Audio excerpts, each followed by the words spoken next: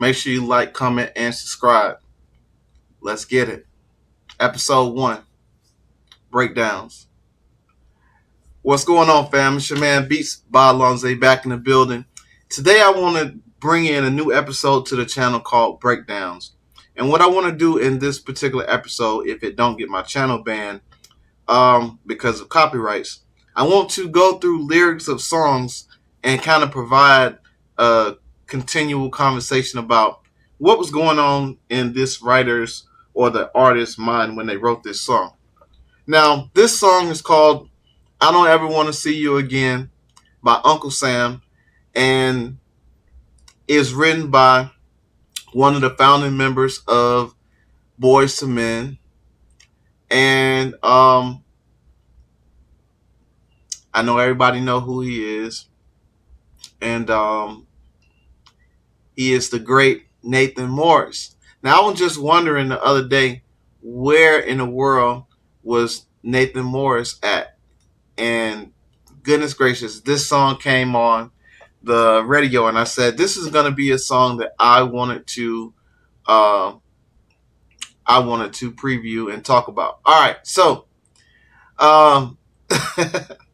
so we'll go through the song, we'll listen to it as it goes, and we'll talk about what the songwriter had to have in mind and what really goes on in real life when these things happen. Now, granted, this song was made in 1997, so a lot of things have changed since 1997, but the ugliness of this song has never changed. So let's go through it. Let's kick it. All right.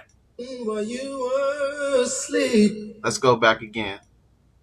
Early one morning while you were asleep, I received a letter, but there was no address.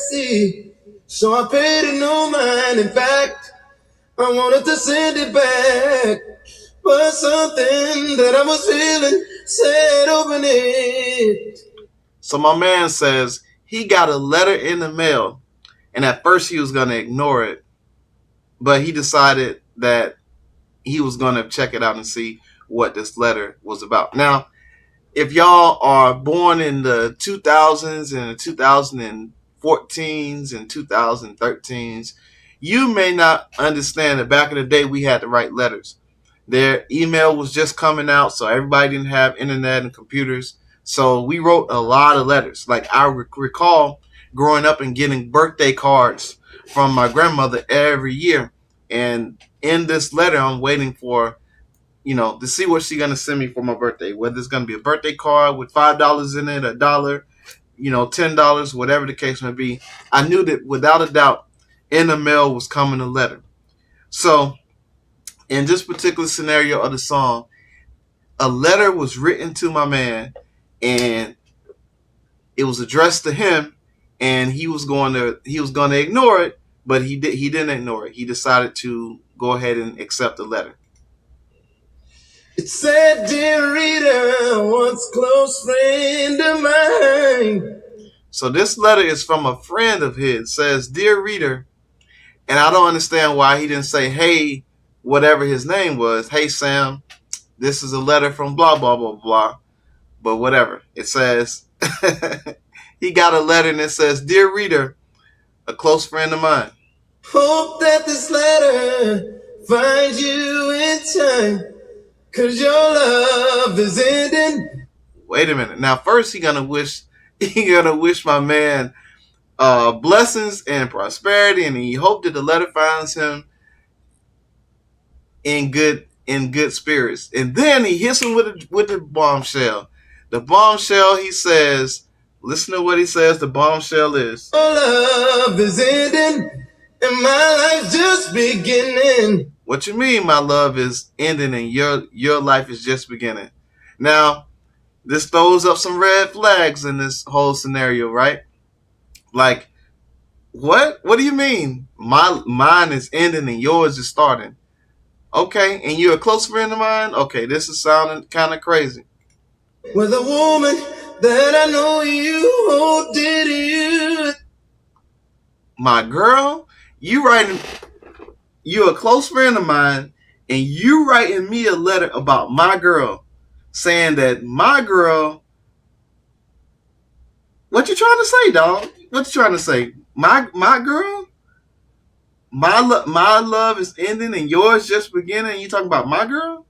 Oh no, hold on. Let's go back and listen to that again because I don't believe that that's what he said. Let's see. Better find you in time, cause your love is ending and my life's just beginning with a woman that I know you. Oh, did you? And it made me wanna say. Okay, before we hear what he wanted to say, so he says he hoped that the letter catches you in time. So this conversation that this dude and Sam is having together has not been thought out and planned between the homeboy and the girlfriend. So the girlfriend don't know that he's writing Sam and telling him that there's something going on between him and the girlfriend.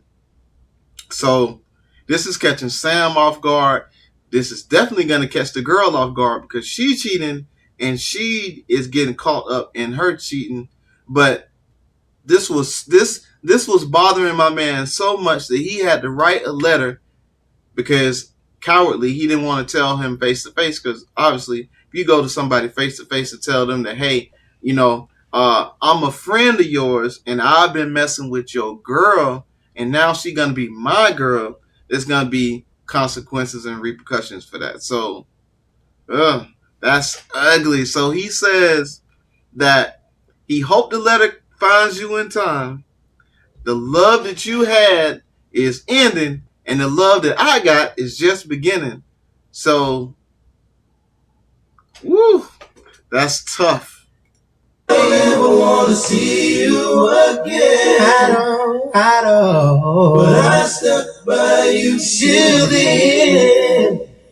And my conscience is clear. And I can move on from here.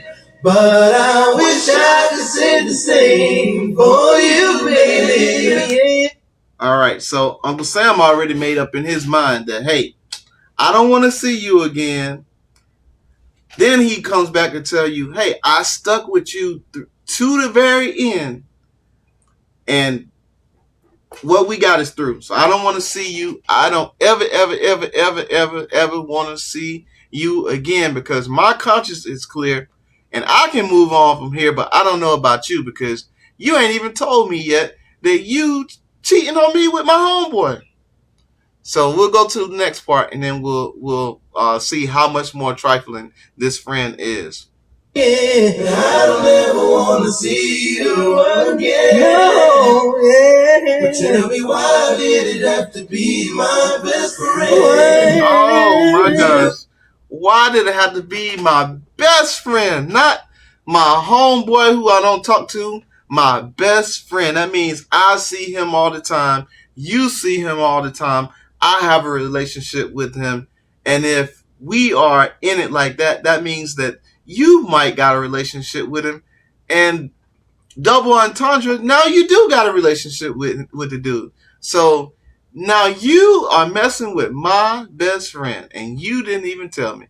Now we have bumped into each other where I don't know if he get tested. I know I get tested. If I'm only messing with you, then I know we good, but I don't know what he doing over there. Now you done brought a third party, a third wheel into our situation. I'm messing around with. I didn't want to notice it. I was true to my love for you. Sam said he was true to his love for you. He wasn't cheating. He wasn't out there in the streets. He was right there at home with his girl, who he thought was his girl, and she betrayed his trust just like that. Now, how many of y'all out there have ever had your trust betrayed by somebody you thought was supposed to be your girl? Woo! Well, I'm telling you, it's a tough, hard to sleep, hard, man. Back then, he got a letter. Now you got cell phones, you got email, you can read the email, you can check the phone. So if you ever want to lose some weight and lose some nights of non-sleeping, check a phone.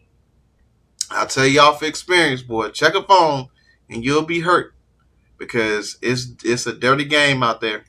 Ooh, it took me a minute to wake up and see. Man, he was bamboozled. He said it took him a minute to wake up and see what was going on. It took him a minute because he's like, nah, this can't be real. This thing me and you got, what? Nah. What the love of my life was doing. The love of his life, what she was doing to him.